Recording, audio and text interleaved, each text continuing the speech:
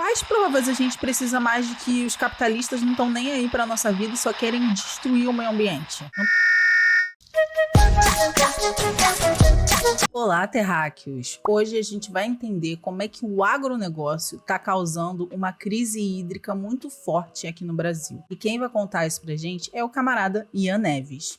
Acho que tem muita coisa boa pra gente falar sobre esse vídeo, por isso eu trouxe pra gente reagir. Mas antes de começar o react, você já sabe, né? Deixa o like, se inscreve no canal se você ainda não é inscrito e ativa o sininho pra não perder nenhum conteúdo novo do canal. Bora lá! Bom, vamos lá. Uma das coisas que qualquer militante precisa dominar no Brasil é saber refutar a propaganda do agronegócio. Porque vocês sabem que o agronegócio é das alas da classe dominante brasileira que mais investe em propaganda. Inclusive, não é coincidência que a música mais ouvida do Brasil é sertanejo. Isso não é porque todo mundo gosta de sertanejo, mas é porque o agronegócio utiliza o sertanejo como uma via de condução ideológica. Tanto usa como via ideológica que o Gustavo Lima já tá falando lá que quer ser presidente em 2026. O mesmo Gustavo Lima que comeu metade do orçamento de cultura das cidades para fazer showzinho dele. O mesmo Gustavo Lima que tava lá fazendo propaganda pro Bolsonaro em 2022. Tudo é político, gente. A gente sempre fala isso aqui. E o agro não deveria de ser diferente. O agro é só mais uma propaganda da direita pra falar que o agro é tech, que o agro é pop, que o agro é tudo, né? Sem contar tudo de ruim que o agro faz pra gente. E é importante que vocês saibam desmentir as mentiras que o agro conta e desmontar toda essa ideia de que o agro carrega o Brasil nas costas, tá? E eu já falei do agro aqui várias vezes, com diferentes tipos de mentiras que eles contam, diferentes tipos de propagandas que eles propagam, né, pra usar uma frase bonita, né, propagandas que eles propagam. E hoje eu vou falar de um aspecto um pouco esquecido do agronegócio. Então, o aspecto conhecido, né, que vocês provavelmente já sabem, é que o agro monopoliza a terra no Brasil. O agro tem grandes latifúndios que são herança desde a época da colônia, né, passando pelo Império, chancelando esse modelo agroexportador, particularmente de grandes extensões de terra. Isso sem falar de uma coisa que a gente também cita o tempo todo, que é o Plano Safra, que é um subsídio gigantesco do Estado que vai para o agro exportar commodity com baixíssima tecnologia. Então, se a gente fosse levantar cada privilégio do agronegócio, a gente ia fazer um programa de 6 horas aqui. Eu vou falar de um aspecto específico que eu julgo que é um dos que a gente fala pouco quando fala de agro, que é água. Vamos falar da desigualdade no acesso à água. E, chat, eu não sei se vocês estão sabendo, mas a água é meio importante. Importante do tipo, não só se a gente não tiver água a gente morre, como nenhuma vida na Terra sobrevive sem água. Nenhuma não, eu não sou biólogo, mas a vida não sobrevive na Terra. Então, vamos falar de água porque a importância é essa, nunca é demais lembrar. Então vamos lá, eu vou começar pelo final, que é uma coisa que eu costumo fazer aqui, que eu fazia em sala de aula e eu costumo fazer nas lives também. Porque caso vocês se percam, vocês sabem onde eu tô querendo chegar. O agro tá empenhado em transformar o Brasil em Mad Max. Tá? Assistiram Mad Max? O novo. A questão é monopólio da água, tá? É fazer o Brasil virar Mad Max. É fazer o Brasil brigar por água pra sobrevivência mínima. Simples assim. Isso já acontece, né, gente? A gente já falou aqui, inclusive, também do caso da Coca-Cola lá no Triângulo Mineiro, lá em Minas Gerais, né? Que está roubando água das nascentes de inúmeras comunidades ao redor da nascente que abasteciam a sua vida com aquela água e que não estão tendo mais água, não estão tendo mais luz, porque a Coca-Cola está roubando toda a água e destruindo aquela região e todo mundo que mora ali em volta. Então, esse é um modus operandi comum das empresas. Destruir o meio ambiente visando lucro e que se foda a população. Então, vamos destrinchar aqui. Mais da metade dos rios brasileiros está secando. Problema é maior onde há atividade agrícola intensiva. Então isso aqui é... gente, é depressão garantida, tá? Aqui, vocês entraram na live, é depressão garantida. Eximo, gente. O Brasil nos obriga a chorar. Abre aspas aqui, pra matéria. Mais da metade dos rios brasileiros está ameaçada pela perfuração de poços.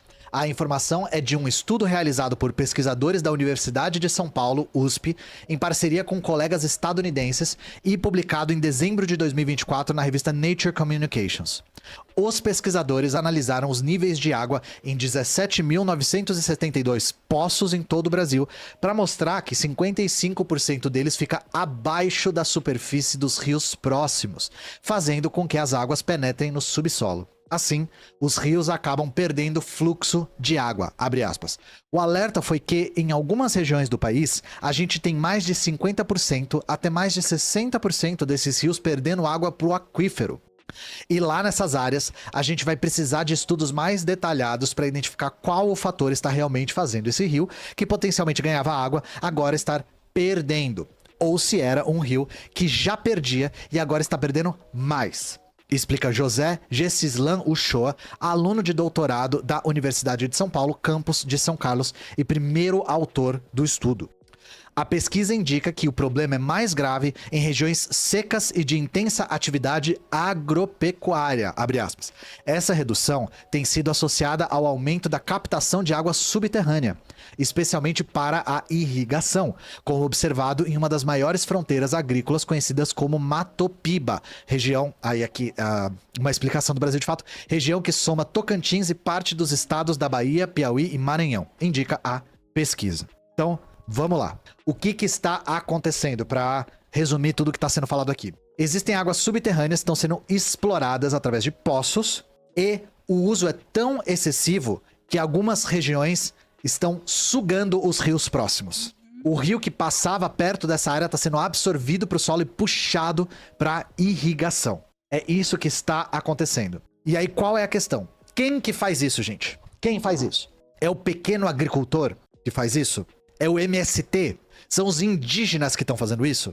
Óbvio que não. A matéria já deu a letra, tá? É o agro que faz a exploração pesada e predatória. A matéria falou, os rios estão secando, principalmente em áreas de intensa atividade agropecuária. Mas não só, porque as mudanças climáticas também intensificam esse processo. Então, gente, se você fechar a torneira enquanto lava a louça, se você tomar banho mais curto, você não salva o mundo. Não. Inclusive, você economiza mais água para o agro secar mais rios ao redor do Brasil. A gente já falou também inúmeras vezes nesse canal que atitudes individuais não mudam problemas sistêmicos, né? Então essa história de que, gente, eu acho lindo, eu acho incrível quando eu vejo em qualquer embalagem escrito assim, recicle, ajude o meio ambiente, economize água, ajude o meio ambiente. Dá vontade de mandar tomar no... Por quê, né, gente? Porque quem destrói o meio ambiente são eles. Quem gasta água para mais do que devia são eles. Quem ferra tudo são eles, cara. E aí, na hora de jogar a responsabilidade vai ser sempre jogada pra gente, pro indivíduo. E aí, a culpa de quem? De os rios estarem secando vai ser de você, que não tá tomando banho rápido o suficiente. Enquanto isso, para produzir uma blusa, uma bolsa da Louis Vuitton, uma roupa da Dior, que os ricos gastam assim, vê quanto é que gasta de água para produzir uma bolsa da Louis Vuitton, vê quanto gasta de água para produzir uma blusa da Dior, vê quanto gasta. Então é muito bonito transferir a responsabilidade pra gente, sendo que a responsabilidade é deles, de estarem destruindo o meio ambiente. E aí querem culpar nós. Só que a gente não cai mais nesse papo, né, galera? A matéria continua, vamos continuar lendo aqui. No oeste baiano, pequenos agricultores sofrem com falta de água. Para quem vive em regiões de avanço do agronegócio, a redução de água nos rios é visível e traz impactos nas atividades cotidianas, como o cultivo de pequenas plantações. Em 2017, milhares de pessoas organizaram uma manifestação para denunciar o uso abusivo da água pelas atividades do agronegócio, conhecida como Revolta de Correntina. Quase 10 anos depois, a monocultura segue avançando sobre o território e os pequenos agricultores sofrem para manter suas plantações. E ainda tem isso, né? A agricultura, o agronegócio no Brasil é um agronegócio que mantém uma monocultura, ou seja, naquele pedaço gigante de terra, naquele terreno gigantesco, naquele latifúndio, eles só produzem um tipo de alimento, soja. E, gente, essas monoculturas, eu não sei se vocês lembram da época da escola, lembrando daquele negócio de rotação de culturas. O que acontece quando a gente planta só uma coisa num terreno? Essa coisa vai sugando todos os nutrientes do terreno e acaba ficando um solo infértil, um solo que não vai dar para você produzir mais outra coisa. Então essa monocultura tanto é ruim para a água quanto é ruim para o solo. Ou seja, é ruim de várias formas para o meio ambiente. A gente precisa pensar em novas formas de plantar, em novas formas de produzir alimentos, uma agricultura ecológica, sustentável. E existem vários modelos que podem favorecer isso. Existem exemplos aqui no Rio de Janeiro de agroflorestas que estão sendo super vantajosas tanto para o meio ambiente quanto para a segurança alimentar da população. Só que o interesse não é esse. O interesse é manter o agro, até porque, né, existe uma bancada no Congresso que é a bancada do boi, que representa o agronegócio. Então, gente, tudo é político, como eu falei. Vocês verem que as coisas vão chegando lá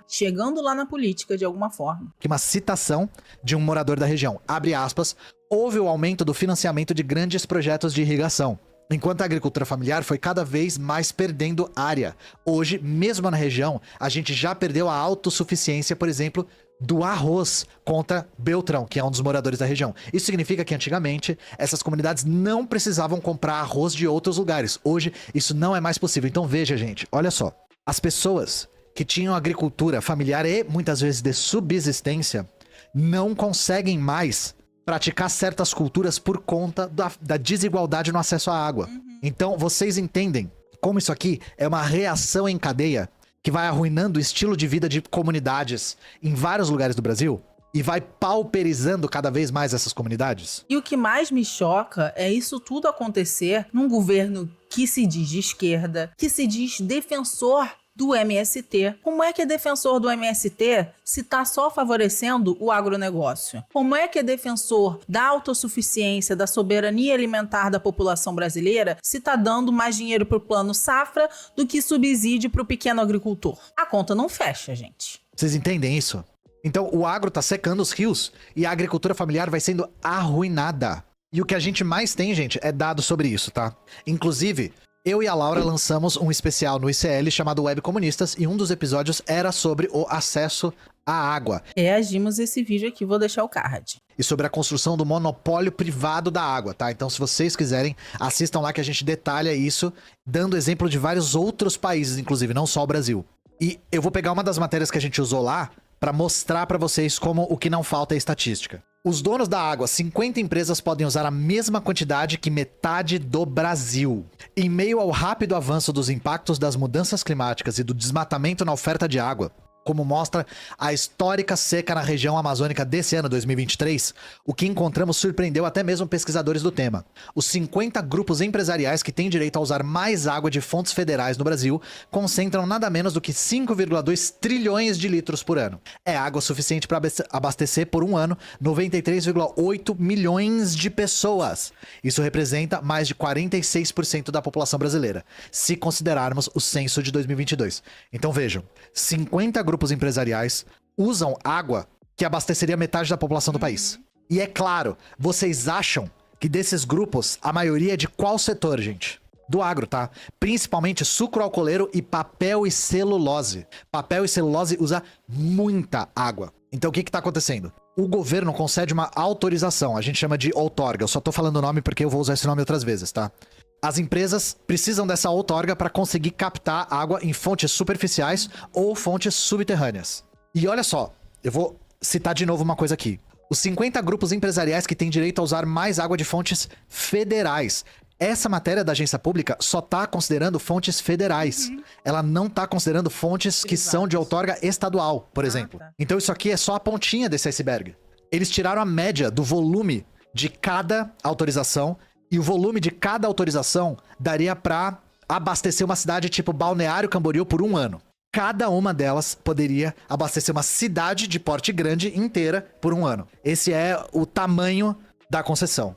Água quase de graça. Empresas pagam pouco para usar milhares de litros no Brasil. Cobrança pelo uso da água, criada para promover o uso racional do recurso, ainda engatinha no país. Abre aspas. 5 centavos. Esse é o valor que um grupo de 44 empresas que mais captam água no Brasil pagaram em 2022, em média, para cada 10 mil litros que são autorizados a retirar de fontes de águas federais. 5 centavos para cada 10 mil litros. Muitas delas não pagaram nenhum centavo sequer, mesmo sendo a água um recurso fundamental para o funcionamento de seus negócios bilionários. A cobrança pelo uso da água tem como principal finalidade promover o uso racional dos recursos hídricos e é um dos pilares da gestão da água. Passados 27 anos da lei, que estabeleceu a Política Nacional de Recursos Hídricos, entretanto, o instrumento ainda engatinha no país, parte pela inação do Estado, parte por pressões econômicas contrárias ao pagamento, também conhecida como lobby. Também conhecida como com grandes poderes econômicos vem grandes poderes políticos, tá? E o que significa esse uso racional, esse finalidade de promover o uso racional? A ideia é, se cobrarem caro pela água, aí a empresa vai pensar 2 vezes antes de gastar muito. Esse é o uso racional, entendem? Então, assim, o que primeiro é dúbio, pra começo de conversa. Segundo, nem isso tá sendo cumprido, tá? Sim, os filha da puta têm que pagar 5 centavos por 10 mil litros e dão calote. Vocês entendem que pra burguesia nunca tá bom o suficiente? É verdade, Sandro. Se cobrar mais, eles levam a água pra outro país. Exatamente.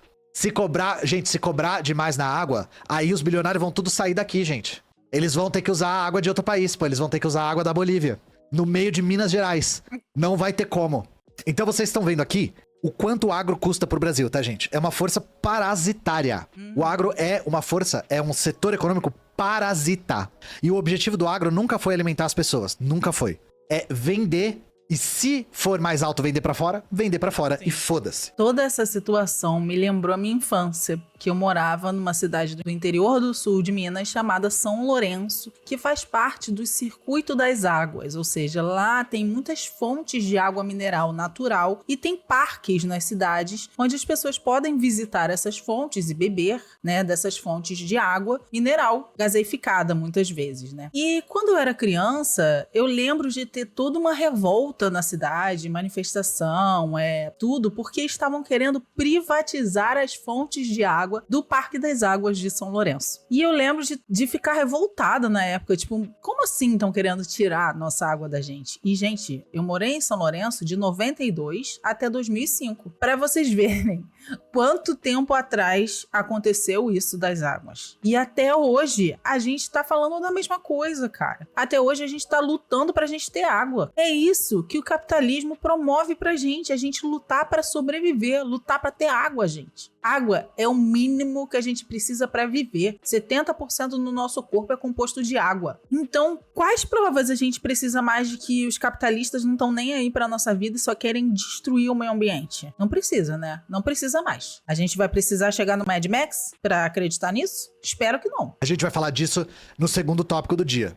Além do que, a gente já falou aqui várias vezes sobre como, se o preço tá muito baixo de algum alimento, eles jogam fora pro preço aumentar. Inclusive, eu não sei por que, particularmente, uma prática muito comum viralizou bastante nas redes essa semana, que foi vídeos do agro jogando toneladas de alimento fora. Eu vi jogando chuchu fora, eu vi jogando melancia fora, mas isso essa semana eu vi no TikTok, no Twitter, em outras redes e tal, esses vídeos como se eles fossem extraordinários, e na verdade eles são a regra. Exato. Sempre que tem o preço em queda, a comida é jogada fora pra controlar esse preço, tá, gente? Isso é uma dinâmica que não é nem moral, ela é uma dinâmica que é refém da própria lógica da mercadoria dentro do capitalismo. Isso acontece com todas as mercadorias, não só os alimentos. Inclusive, no caso da mercadoria mais importante que tem, que é a mão de obra, o jogar fora a mão de obra é o desemprego. É a mesma coisa. A lógica é a mesma. E é engraçado, né? Porque, assim, toneladas de alimentos são desperdiçadas diariamente em restaurantes, são desperdiçadas diariamente em redes de supermercados, a gente já falou disso aqui também. Só que aí ninguém fala nada, né? Ninguém fala nada. Então, quando essas coisas aparecem, a gente fica muito chocado porque a gente não tá acostumado a ver. Mas isso acontece o tempo inteiro. Todo santo dia, toneladas de alimentos são desperdiçadas no capitalismo. Isso não é uma coisa surreal que está acontecendo. Isso é uma coisa que acontece sempre, só que a gente não vê na maioria dos casos. Dessa vez a gente tá vendo. Dessa vez, os produtores ficaram tão putos que resolveram filmar e mostrar o absurdo. Essa foi a diferença. E, cara, você imagina que você é um pequeno produtor, que você ficou meses cuidando da produção do mamão, produzindo para ele ficar bonito, para você poder vender. E aí chega na hora de você vender o produto que você cultivou por meses, que você tirou tempo da sua sua vida para fazer isso, que você parou de viver para fazer isso, que você trabalhou, se esforçou, deu sangue, suor e linfa para você produzir aquele produto. E aí chega na hora de vender, o mercado falando: aqui não, a gente já produziu tudo que tinha que produzir, já exportamos tudo que tinha que exportar pro gringo, não preciso dessa sua produção. Não vale a pena, tá muito barato, pode jogar fora. E aí a gente acha um absurdo. É claro, só que a gente não vê que isso tá acontecendo em tempo inteiro. Existe uma outra coisa, gente. Vocês já sabem que o agro é recordista em destruição de ecossistema, invasão de terra indígena e, inclusive, muito responsável pela alta dos preços. Só que outra coisa é uma coisa que a gente sempre fala aqui e que foi muito ridicularizada pela direita, porque, óbvio, a direita ridiculariza tudo que ela não entende, mas é o racismo ambiental. Porque isso aqui tá apontando por uma falta crônica de água no Brasil, né, para acesso e para consumo da população comum. Vocês acham que se a água for faltar, ela vai faltar pra quem primeiro? Ela vai faltar na mansão de Alphaville ou ela vai faltar na favela? Ela vai faltar no Leblon ou ela vai faltar nos complexos? Obviamente, gente. Se a água começar a faltar, ela vai faltar principalmente pra quem é mais pobre primeiro. Esse é o grande problema. Não que faltar água não seja um problema generalizado, mas é por isso que a gente fala de racismo ambiental. Porque o dano ambiental sempre pune de maneira muito mais severa a população mais vulnerável. E no Brasil vocês sabem que a pobreza tem recorte racial. Exatamente, quem mora na periferia, aqui em São Paulo, é de lei. Falta água direto. Isso sem a gente ver esse tipo de crise, tá? Bom, Para além disso, gente, saiu agora um estudo, sei lá, que a diferença de temperatura entre um bairro como o Leblon e um bairro como Bangu, por exemplo, aqui no Rio de Janeiro, um bairro da Zona Sul de elite, e Bangu é um bairro da periferia da Zona Oeste do Rio de Janeiro. E a diferença de temperatura pode chegar a 10 graus entre um bairro de elite e um bairro da periferia. Como é que alguém vai falar que não existe racismo ambiental? 10 graus de diferença, gente. 10 graus é muita coisa. A gente, nas periferias, está sofrendo cada vez mais com as mudanças climáticas e vai piorar. E o nome disso é racismo ambiental. Porque a pobreza no Brasil tem cor, tá? Ponto. Não tem como alguém falar que isso é mentira. E se falarem que isso é mentira, é mau caratice. Vocês conseguem ver, né, que esse tipo de política agora tá uma questão de sobrevivência mesmo. E aí eu quero me prevenir contra talvez um argumento que possa aparecer da galera da direita. Eu sei que vocês não vão defender isso aqui, né, porque meu chat é muito, digamos assim, recorrente, né, o chat costuma ser de pessoas que já vêm aqui há um tempo ou já assistem os vídeos gravados há um tempo. Tem um argumento que talvez surja nos vídeos, se ele por um acaso cair na direita, que é: o agro investe em pesquisa para resolver esses problemas. Essa afirmação, chat, estaria certa se ela não tivesse errada. É isso que eu vou dizer pra vocês, né? Vamos dar uma olhada num artigo aqui. É difícil me concentrar com esse calor, eu juro pra vocês. Que pode nos elucidar aqui. É muito difícil se concentrar nesse calor, gente. O calor tá afetando as nossas rotinas de maneiras que a gente nem imagina. Rio de Janeiro é uma das capitais que tá sendo mais quentes do Brasil, né? Nessas mudanças climáticas. Minha rotina tá sendo muito afetada. Vocês já devem ter percebido que volta e meia não tá tendo vídeo. E é exatamente por conta do calor. Exatamente porque não dá pra sobreviver na temperatura que estamos sobrevivendo. Eu preciso de um ar-condicionado. E o ar-condicionado do meu escritório está quebrado. Se você gosta do meu trabalho, quer contribuir para que tenha mais vídeo aqui no canal, quer contribuir para que eu tenha uma rotina menos insalubre, considere se tornar membro aqui do canal ou contribuir a partir do Apoia-se ou do Pix aqui da tela para eu poder ter uma melhor qualidade de produção de conteúdo e produzir mais para vocês. O agro é pop, mas não é tech e nem vai desenvolver o Brasil. Não está claro ainda no país que o agro é insuficiente para gerar riqueza para 210 milhões de pessoas. Ser celeiro do mundo pode nos afundar ainda mais. Aqui uma matéria do Intercept do Paulo Gala. Abre aspas. Essas características do setor industrial da alta produtividade, economia de escala e inovação não são encontradas na agricultura. As sementes modificadas vêm de processos genéricos fabris. As máquinas e drones agrícolas são produtos de ponta da indústria. Os fertilizantes e defensivos dependem de uma indústria química hiper avançada. O que há de mais moderno no agro não é agro. Por isso, países ricos e com agro potente são também grandes produtores da agroindústria, como Estados Unidos, Canadá, Holanda, França, por exemplo. O Brasil deveria buscar um modelo semelhante ao desses países. Usar suas vantagens agro para catapultar sua agroindústria. Tentar avançar nessas frentes não desmerece nossos avanços no setor do agro, fruto de anos de pesquisa e investimentos, especialmente do setor público por meio da Embrapa. Mas a agroindústria hoje no Brasil é muito dependente de multinacionais. Todos os insumos de alta tecnologia usados no agro são importados ou produzidos por uma multinacional. Precisamos de empresas brasileiras nesse setor para gerar bons empregos aqui e não em suas matrizes, especialmente na área de pesquisa e desenvolvimento de produtos. Temos de conseguir gerar nossa própria tecnologia. Mas a competição com as multinacionais é muito violenta e sem apoio do governo com fortes subsídios à inovação, financiamento e compras públicas, não chegaremos longe na sofisticação produtiva que abastece o agronegócio. Esse é o nosso desafio. Já vou tirar uma coisa aqui da sala. Esse artigo não é anti-agro, eu não sei se vocês repararam, tá? Como vocês puderam ver com esse trecho aqui, né? O Brasil deveria buscar um modelo semelhante dos Estados Unidos, Canadá, Holanda e França. Você tá vendo que o artigo não é anti-agro. E por que a gente resolveu pegar um artigo que não é anti-agro pra falar do agro? Pra mostrar pra vocês como a análise que a gente tá fazendo aqui não é nem uma coisa da esquerda radical. Não é nem uma coisa que precisa seguir a nossa linha política. Lembra que eu falei, um dos espantalhos que pode aparecer é: apesar dos rios estarem secando, o agro investe em pesquisa para resolver esse problema? Não investe, não investe. Nem gente que não é contra o modelo do agro acredita que ele investe. E não é uma questão de acreditar, é uma questão estatística, né? Sim. Então, você pode ver que pro Paulo Galo, o problema da agroindústria é depender de multinacionais. E para nós, o problema fundamental não é esse. Para nós, o problema fundamental, eu estou falando de fundamental, tá? É a concentração de terra. É o latifúndio. É a reforma agrária. Sim. E a matéria não fala sobre isso. Esse é que é o problema. Eu não tô dizendo que não é importante desenvolver indústria própria. Claro que é. Claro que é. É importantíssimo desenvolver tecnologia. Só que, de novo, o problema fundamental do agro não é a sua dependência de multinacionais. Porque se o agro fizesse tudo o que faz, só que dessa vez usando tecnologia nacional, que diferença faz? Em vez de secar um rio com tecnologia internacional, eles secariam um rio com tecnologia nacional. Isso não importa. A gente só tá usando a matéria para dizer que o agro não investe em tecnologia nenhuma. É um setor de baixíssima tecnologia, de baixíssimo valor agregado. É isso que a gente tem em comum com essa matéria aqui. Então, o agro quer continuar sendo exportador de commodity com lucro rápido e imediato, tá? Não tem o menor interesse em investir em indústria. E como que a gente sabe que o agro não tem esse interesse? Bom, a maior bancada da Câmara é a bancada do boi, a bancada do agronegócio. É só ver como eles votam. Eles votam em corte para Ministério da Ciência e Tecnologia? Sim. Eles votam em corte de universidade pública que faz pesquisa? Sim. É só ver como é que eles votam. É só ver como é que eles apresentam os seus projetos. Tem projeto da bancada do agro para investimento pesado nesse tipo de tecnologia? Para desenvolver drone próprio? A gente não é autônomo nem em fertilizante. O que é um absurdo, porque o Brasil com a Petrobras conseguiria ser fácil. Sim. É questão de que é mais lucrativo não ser.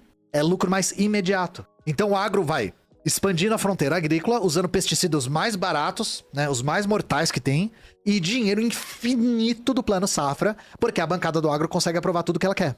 E aí pega esse monte de soja, de milho, de café do caralho e manda pra fora. Sim. E foda-se o Brasil. Então foi o que eu falei no começo, se a gente for esperar a boa vontade da bancada do boi, a gente vai terminar Mad Max mesmo. Sim. Porque investimento em tecnologia pra conter a seca dos rios não vai ter. Então, só pra terminar aqui, vou trocar a câmera. Por que a gente faz a crítica a respeito do latifúndio não ter sido apontado como principal problema no artigo do Paulo Gala? Porque é a partir do latifúndio que vem o poder político dos latifundiários, da bancada do boi, e é a partir desse poder político que essa bancada do boi vota pra não se investir em ciência. Então entendem que o problema é de economia política e não só de desejo ou atraso mental, uma suposta elite do atraso. Não é isso, não é isso. A questão é, o Brasil, desde o Império, chancela um formato de latifúndio produtivo, latifúndio baixo, pouquíssimamente produtivo, diga-se de passagem, voltado para exportação, e que nunca investiu de maneira categórica na sua autonomia, porque a gente continua na nossa situação de semicolônia. Então é isso, gente. Mostrando isso aqui, eu quero que vocês tirem duas conclusões. A primeira é, não só olhem para a maneira como o agro manipula os preços dos alimentos, como é que o agro concentra terras, invade terra indígena, também vamos olhar para os recursos hídricos, porque essa corda vai romper do lado mais fraco e já a gente vai começar a ver isso acontecer. É mais um dos elementos que eu tô tentando apresentar aqui para vocês não deixarem ninguém cair na propaganda que é muito constante do agro, diga-se de passagem. E reforçar aqui que reforma agrária não é só uma questão de caridade, digamos assim. Porque às vezes é visto como caridade. Ah, as pessoas não têm terra, elas precisam ter terra pra trabalhar.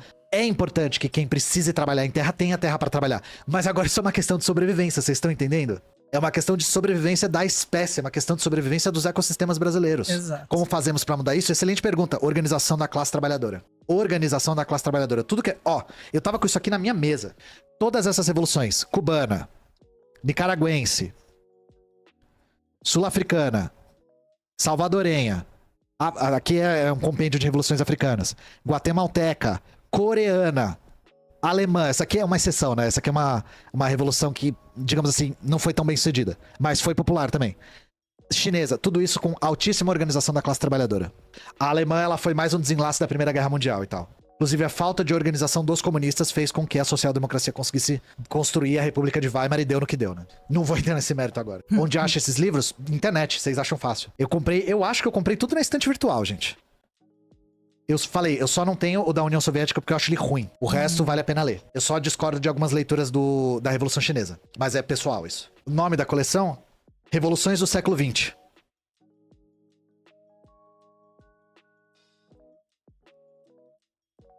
Esse aqui é do Vladimir Pomar, sobre a Revolução Chinesa. Um dos melhores, gente, é esse aqui. Esse aqui é muito legal. O Paulo Vizentino é um excelente autor, vale muito a pena. Revolução Coreana e o Desconhecido Socialismo Zushi. Esse aqui é bem legal, bem legal. Por que se fala tão pouco sobre o que ocorre na Nicarágua? É difícil achar conteúdo confiável. Pois é, desde que o Ortega ganhou as eleições lá, um monte de gente que não sabe nem apontar a Nicarágua no mapa, agora tá falando de ditadura da Nicarágua. A gente, na verdade, gente, tende a ignorar muito...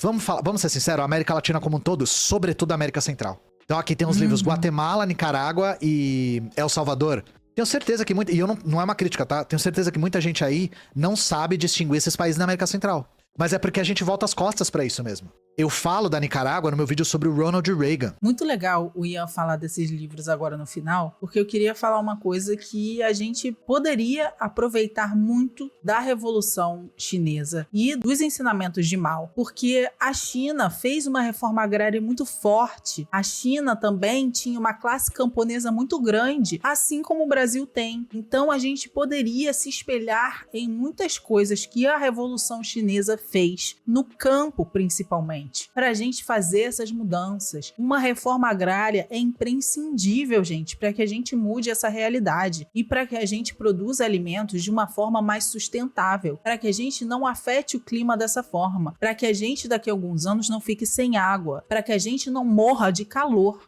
A gente precisa pensar em um desenvolvimento mais agroecológico, mais em harmonia com o meio ambiente, mais voltado a como os povos originários e os pequenos produtores fazem para produzir alimentos. Isso em harmonia com o meio ambiente, não destruindo o meio ambiente, passando a boiada, como o agro faz. Então, se a gente quer que o Brasil, nos próximos anos, seja um pouquinho menos insalubre em relação ao clima, em relação à água, em relação ao meio ambiente, a gente precisa lutar por uma reforma agrária agora. A gente precisa lutar por mais subsídio aos pequenos produtores. A gente precisa lutar pelo fim dos latifúndios, das grandes monoculturas. A gente precisa lutar por uma agroecologia sustentável e por reforma agrária e pelo fim do capitalismo, obviamente. E a gente só pode fazer isso se a gente se organizar como classe trabalhadora. Então, organize o seu ódio. E é isso, bom demais esse vídeo. Se você curtiu também, já deixa o like aqui. Se inscreve no canal se você ainda não é inscrito. Ative o sininho para não perder nenhum conteúdo novo. E se você gosta do meu conteúdo, considere se tornar membro aqui do canal para ter acesso a conteúdos exclusivos só para membros, inclusive. É isso, beijos, até o próximo.